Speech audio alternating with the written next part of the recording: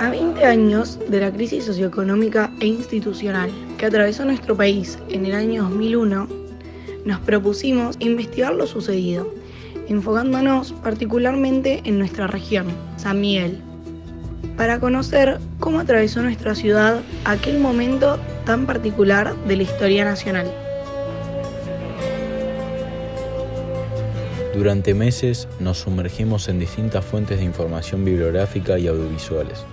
Recuperamos las huellas del pasado histórico en la diversidad de sus dimensiones.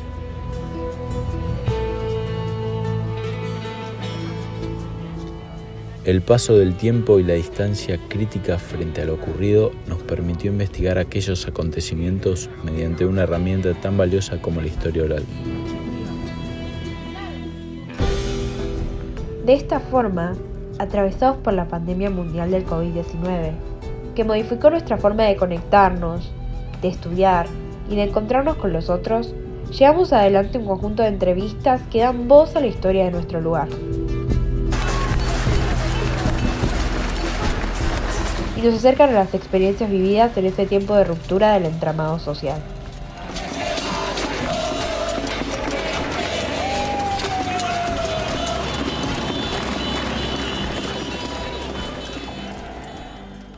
Este registro de la memoria viva de la crisis más profunda de nuestro país es un aporte de los estudiantes de sexto año de secundaria del Instituto Luigi Pirandello en el año 2021, para que pueda ser recuperado por nuestros compañeros estudiantes como una producción de cultura que aporte a una nueva educación y pedagogía crítica.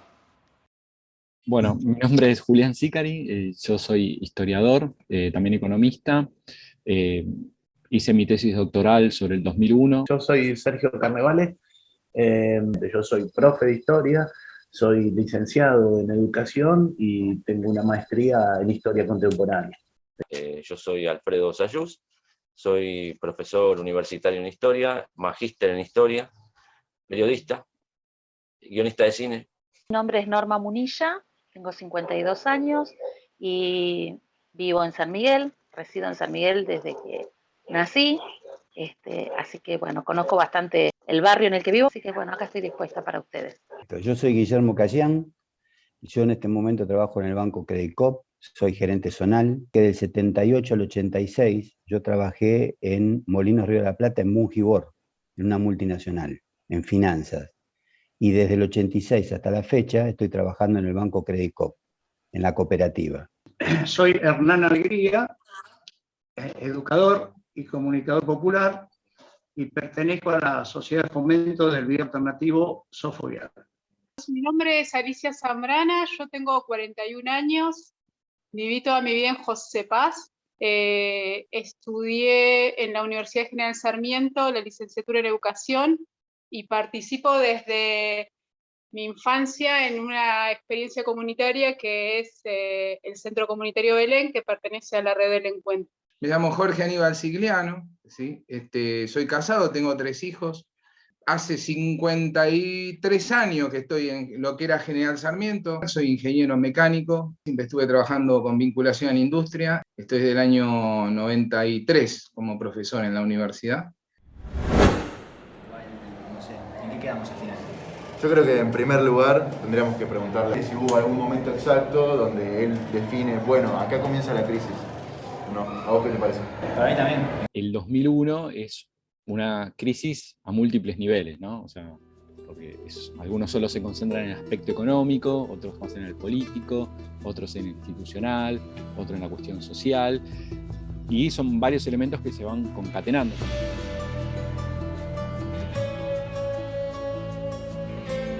Uno lo que podría pensar en líneas generales es como la explosión, la finalización del modelo neoliberal de los 90. Entonces, uno de los elementos que va a terminar acelerando la explosión es cuando la convertibilidad, que era un modelo deuda dependiente, se quede sin el financiamiento para seguir sosteniendo la convertibilidad, y ahí tuvieran que recrudecer las políticas de ajuste. Porque se da un colapso del sistema productivo, del sistema económico y del sistema financiero, pero fundamentalmente de las finanzas públicas. Pero quizás fue el peor derrumbe social de la historia de la Argentina, ¿no? Porque no es que fue una mera crisis económica, no fue solo una crisis económica. Entró en crisis o se puso en juego la propia posibilidad de existencia del Estado nacional. Acá el problema del 2001 se generó de adentro hacia afuera. ¿Por qué?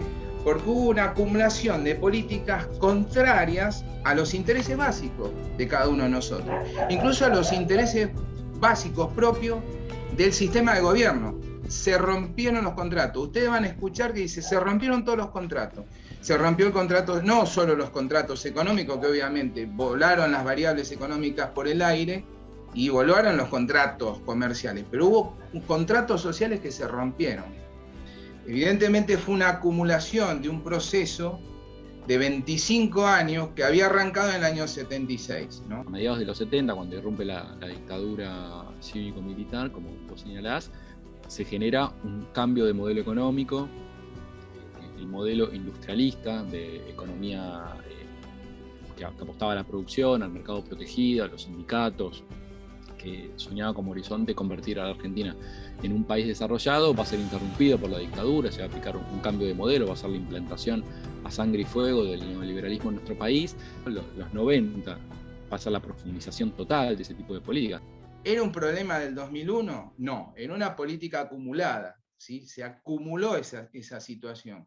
Entonces fue muy difícil de contenerlo. ¿Por qué? Porque era copiar y pegar, copiar y pegar, copiar y pegar en increyendo. Y más endeudado, más gente, más personas que caían debajo del límite de la pobreza o un estado de indigencia, y explotó.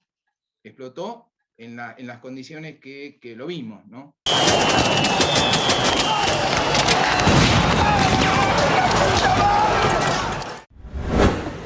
Estaría bueno saber qué rol cumplieron los centros comunitarios en la crisis del 2001, ¿no? Sí, para entender mejor de qué se trataba esta organización. Mira, los centros comunitarios siempre cumplieron para mí un rol muy importante en la comunidad. Varios de los centros que integran la red, en la red que yo participo, actualmente hay 15 centros comunitarios en distintos barrios de José Paz, San Miguel, Malvinas y Moreno. Varios de esos centros surgieron con la crisis del 89-90. Los centros comunitarios de San Miguel, yo trabajé con muchos que se concentran en Barrio Obligado. Era desesperante, pero cuando vos tenés peligro de no comer ese día, cuando tenés y no te dedicabas mucho a hacer elucubraciones y análisis. O sea, entras en una práctica de resistencia y para salvar la vida.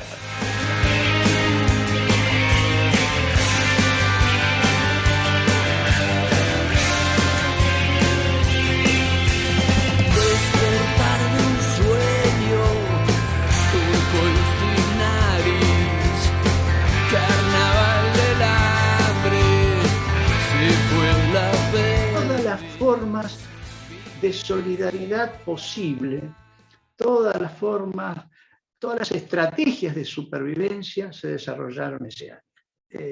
Esos centros comunitarios eran el recurso para ir a tomarme la fiebre, para conseguir un antibiótico, para comer, obviamente. Eran lo único, en algunos casos, lo único en el barrio, lo único. Tendríamos que preguntarle a Sayu sobre los trueques en la localidad, ya que fue periodista. Claro, sí. Y a Norma también, ya que participó en los trueques. El trueque demostró que el neoliberalismo, el capitalismo extremo, salvaje, aplicado en lo que devino en la crisis del 2001, restablece la economía. Los clubes de trueque, que me parecieron que fueron parte de la respuesta civil a la crisis del 2001, hubo en San Miguel, fueron muy importantes, ¿no? Que ahí fue como una cooperación paralela al Estado por fuera, que los propios vecinos y vecinas se organizaban, se movilizaban, intercambiaban, se ayudaban. Bueno, el trueque comenzó por la necesidad de poder obtener cosas y no tener dinero para comprarlas. Entonces se empezó a cambiar mercaderías, ¿no? Hasta que apareció en el 2002 el famoso ticket de trueque, que era como un billetito que teníamos que comprar para poder ingresar al trueque. Funcionaron mucho en los sectores periféricos de lo que es el centro de San Miguel, o sea, en los barrios casi que limitaban con otros distritos, como Moreno, como José C. Paz. En la zona de San Miguel, dentro de Barrio Trujuy, teníamos los clubes que había en el barrio, se los usaban para hacer los trueques, era donde nos concentrábamos. Después, donde ahora está el Hospital Nuevo Santa María, en San Miguel, no sé si lo conocen, hay un campo grande que se llama Colibrí. Ese era uno de los más grandes, donde se juntaba mayor cantidad de gente. Mira, nosotros con el Centro de las Artes, se llamaba en ese momento, de la Universidad General Sarmiento, ahí había un espacio donde se trabajaba todo el tema del trueque, se organizaban los bonos, se organizaban. En realidad nosotros cooperamos, pero nunca estuvimos a favor de ese tema, digamos. Nos parecía absolutamente humillante. O sea, ver que nada, o sea, cosas que vos tenés que tirar a la basura, tenés que andar trocándola por comida, la verdad, no le veo, me parece una romantización de la pobreza, digamos, ¿verdad? Yo acuerdo, digamos, con Hernán en cuanto a que muchas veces se romantizan cosas que no están tan buenas, pero que son también estrategias de supervivencia, ¿no? Yo le preguntaría del Viernes Negro, que trate de explicarnos el concepto. Sí, buena idea. Todo el país estaba hablando de que algo no estaba bien y que la desconfianza era mucha, pero tampoco se creía que iba a haber medidas tan complicadas como fueron las del 2001. De hecho, durante el 2001 hubieron 3 grandes corridas cambiarias y bancarias. Una fue en marzo, cuando fue el cambio de ministros de Economía. Otra fue en julio, cuando se aprobó la ley de déficit cero. Y la final fue en noviembre, después de las elecciones, que esa va a ser la que va a terminar generando como su consecuencia el corralito. La desconfianza hace que la gente empiece a sacar la plata de los bancos. El Viernes Negro, que fue el 30 de noviembre, viernes, se fueron 700 millones de dólares del sistema financiero. Ese día solamente. 2.300 habían salido en noviembre, ese día se fueron 700. Y ahí aparece el día 1 de diciembre, sábado, se anuncia el decreto, terminó poniendo una especie de restricción. Hasta 250 pesos puede retirar en efectivo cada semana, es decir, en billetes y monedas. Quiere decir, lo que hacen es, ya no hay más plata, no nos prestaba más el fondo, habíamos hecho todo lo que podíamos, habíamos recortado todo lo que se podía, no había más plata. Y mientras tanto, las grandes empresas habían sacado la plata afuera. Que, por ejemplo, me tenían mucha confianza y había gente que había vendido su casa. Y ese Viernes Negro depositó la plata y cuando el lunes la quiso sacar, no podía sacarla. O gente que tenía una transferencia para cobrar en dólares para terminar cosas muy importantes, tenía operaciones, tenía esto, la gente tiene una vida y el lunes ya no la podía retirar. Esas caras, esos momentos, esas situaciones eran muy dolorosas para mí.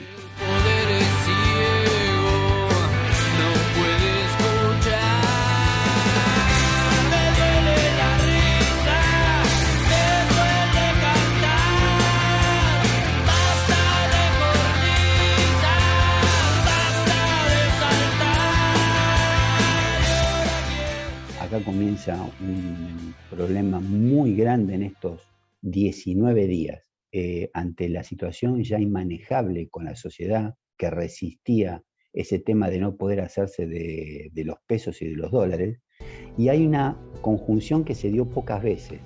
La gente que tenía poca plata se juntó con la clase media. La clase media por primera vez sale y se suma al reclamo porque le habían tocado el bolsillo nuevamente. Recuerdo, por ejemplo, de haber transitado el centro de San Miguel caminando o en bici y las colas en los bancos porque la gente se desesperaba por sacar el dinero cuando después vino el tema del corralito. Era un espectáculo dantesco porque estaban por un lado no los ahorristas, pero sí la gente que laburaba y cobraba su sueldo, tenía el sueldo depositado en el banco, y por el otro lado los marginados, los excluidos, que ya directamente estaban como en un escalón de crisis mucho más grave. Si todo esto el Estado hubiera tomado las medidas necesarias, no hubiera ocurrido.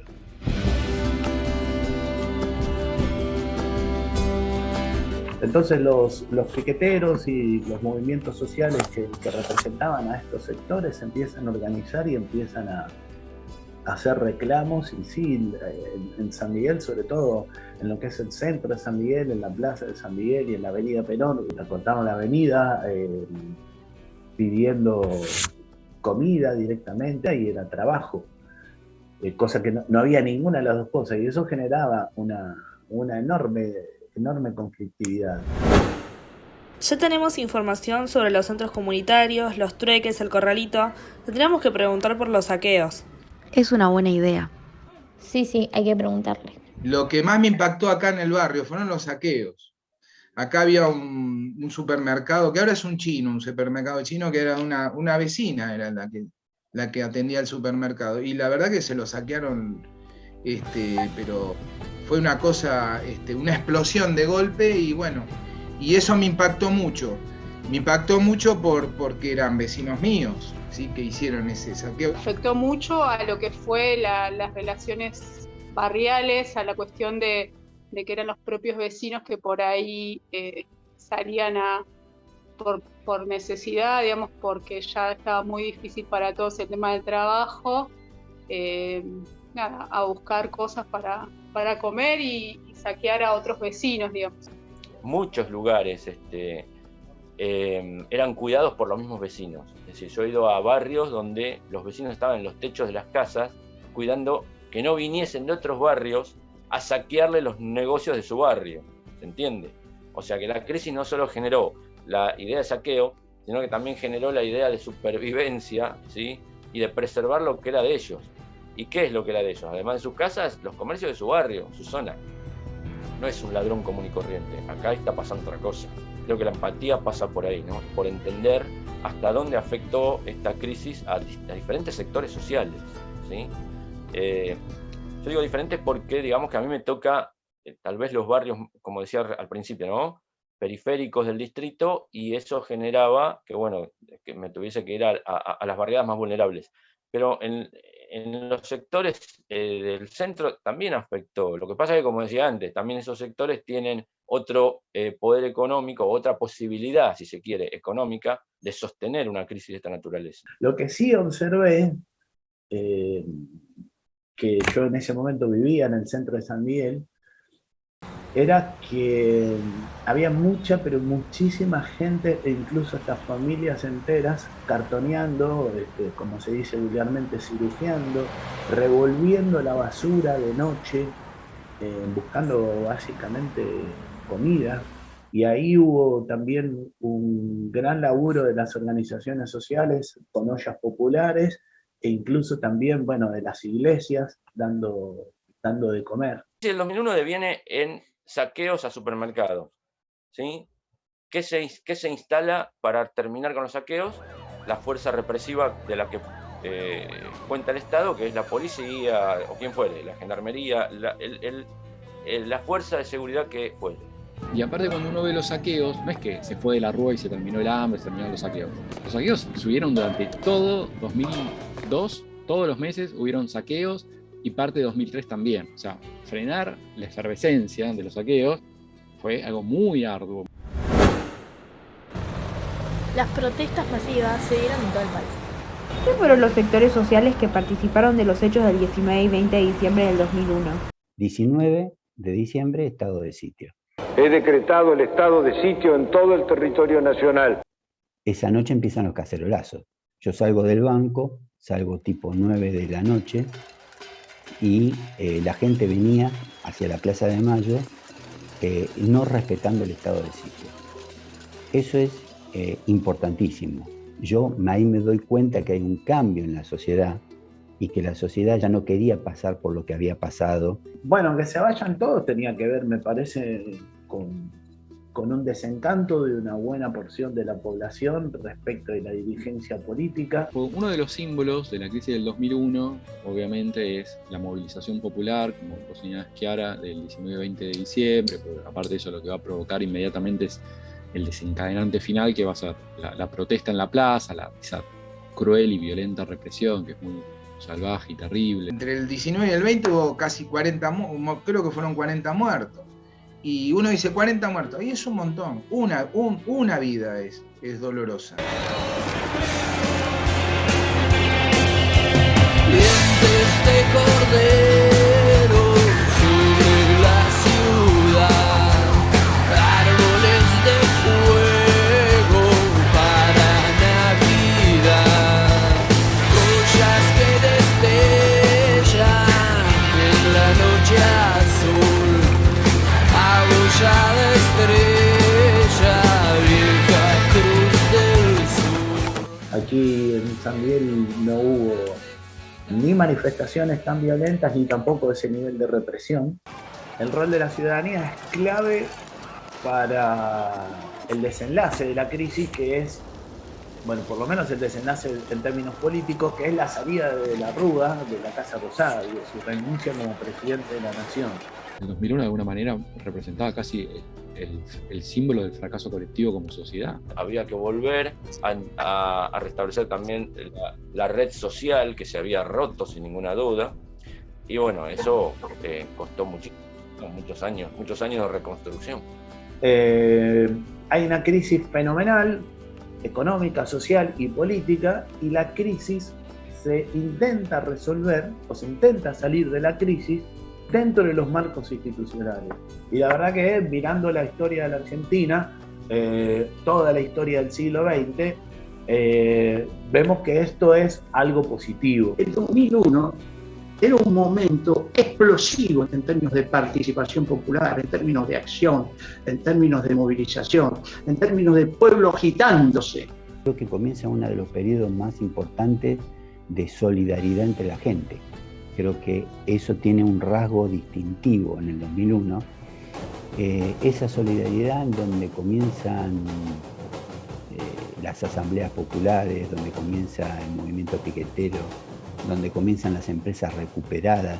2000, 2001, 2002 empezaron a proliferar las cooperativas de trabajo, porque claro, el dueño, el patrón no podía seguir sosteniendo, se iba y quedaba toda la deriva y lo tomaban los trabajadores. Lo que sí se dio acá en la zona es que ante la quiebra o ante la situación de quiebra, algunos empleadores pagaron con algún equipo de producción, con un bien de capital. No sé, llévate esta máquina, y esa persona se juntó con otra, y sí, después de esta reindustrialización, ¿vieron cuando les mostraba la reindustrialización de todas las barritas verdes? Bueno, esos pequeños talleres que empezaron a asociarse, 1 o 2 personas, micropymes, fueron las que empezaron justamente a partir de esa situación que la aprovecharon, ¿no? Acá se dio mucho. La educación y la investigación fue un bastión de resistencia en aquellos años. Hubo mucha gente que resistió, que no compró ese modelo de destrucción del aparato tecnoproductivo y aportó muchísimo. Institutos de investigación como el INTI, como el INTA, como CITEFA, como la Comisión Nacional de Energía Atómica, como el Instituto Balseiro. Hay muchísimos centros de investigación que dependían del Estado. Tuvieron una cuota de creatividad enorme como para poder sobrevivir a todos esos avatares. Y dieron una batalla fundamental, una resistencia fundamental que los preservó y que después fueron un cimiento fenomenal para poder salir de ese pozo en el que habíamos caído. Uno ve también imágenes muy dignas de mucha lucha, incluso la recuperación de poder tomar la palabra y hacerse partícipe y protagonista de los propios tiempos. Después de la crisis, hubo momentos de mucha construcción de las asambleas, de las fábricas recuperadas, de todo lo que significó, digamos, ese momento como estallido y todo lo que vino después del estallido. O sea, teníamos rabia, indignación, pero también la certeza de que lo íbamos a cambiar. O sea, había mucha movilización, mucha fuerza, mucha potencia. Todos los entrevistados coinciden en que hubo una gran movilización y también mucha solidaridad entre la gente. Sí. Podríamos preguntar también si la ciudadanía participó de alguna otra manera. vieron que en esa época se armaron las asambleas, más que nada en Capital, que venían siendo las asambleas barriales, y cada comuna tenía su asamblea, y esa experiencia de asambleas también, digamos, nosotros la tomamos como una herramienta válida. Desde la radio comunitaria se organizaron, digamos, las asambleas para reclamar y aunar los reclamos de los distintos lugares, ¿no? Y se hicieron varias movilizaciones, se hicieron como, bueno, esto de pensar cómo ayudarnos, cómo mejorar, a quién reclamar. Estas asambleas populares, digamos que tenía dos aristas. Por un lado era el empoderamiento de estos sectores vulnerables que yo mencionaba hace un rato, y por otro lado era que ese mismo empoderamiento lo que buscaba era tener el poder político de una situación social que se estaba desbarrancando indefectiblemente. Profe, ya terminamos con las preguntas. Sí, pero creo que le podríamos agregar algo más, tipo, nos falta algo, creo. ¿A alguien se le ocurre? Pues... Que puede decir una reflexión, ¿no? Como reflexión final, que realmente los pueblos que no estudian su historia están condenados a repetirla. Bueno, los felicito y las felicito. Realmente que ustedes encaren esto es muy importante porque la memoria colectiva tiene que estar presente. Los argentinos vivimos como saltando de crisis en crisis y siempre salimos adelante. No tener memoria es lo peor que nos puede pasar. Yo creo que este trabajo es central. Yo, la verdad que yo no sé lo que les pude aportar a ustedes, pero lo que yo me llevo adentro mío es impresionante. Yo agradecerles un montón me parece que está buenísimo que jóvenes se interesen por ese momento histórico. Me parece que es un montón, y me parece que está bueno también esto de que tengan prácticas de investigación. Ha sido una conversación maravillosa. Me han preguntado cosas sumamente interesantes, preguntas que me hicieron pensar un montón, y una reflexión que creo y confío que si ustedes tienen la capacidad de pensar estas preguntas y de elaborarlas, y después de hacer un análisis de las respuestas que yo y que los otros entrevistados les puedan dar, me parece que ustedes van a ser ciudadanos y ciudadanas mucho mejor formados de lo que fuimos nosotros, y que van a estar en condiciones sin ninguna duda, de hacer de este un país mejor. Esto que hacen ustedes de investigar es fabuloso, porque cada uno aprende del otro. Lo que ustedes me decían de la reflexión final, yo me acuerdo del fiscal Estracera, siempre. Nunca más.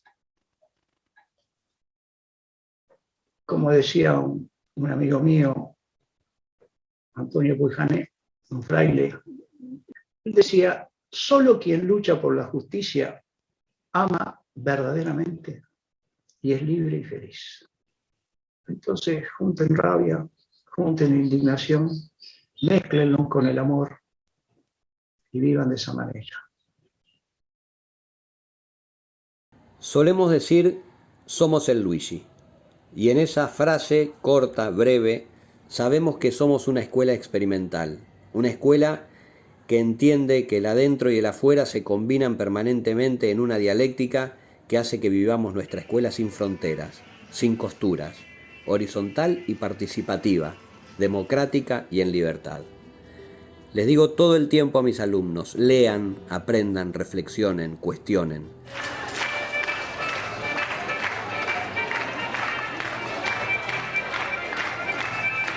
Porque en ese camino, lo que estamos construyendo en realidad es el gran borrador de un nuevo modo de hacer escuela. Un nuevo modo que podremos evaluar solamente a través del tiempo, de nuestras prácticas, de nuestras convicciones y de la transformación real que necesitamos en todo el sistema educativo. ¿Prometen? Sí, prometo. Muy bien, un aplauso para los alumnos.